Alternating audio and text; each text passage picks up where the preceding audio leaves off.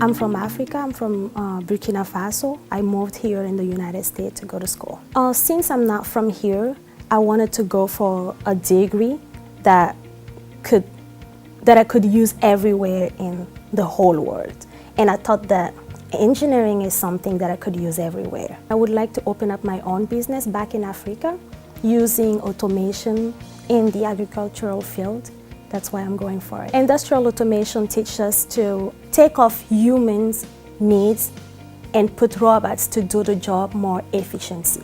I'm learning how to program robots to make farming more efficient.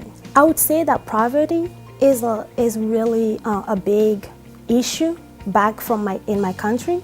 And I'm thinking that food is really important and make it as a cheaper prices, people would be able to afford it. It's amazing being able to get a bachelor's in a community college because the price is reduced. It's like, I wouldn't say as a cheaper price, but it's more affordable. Career education, find it, be it.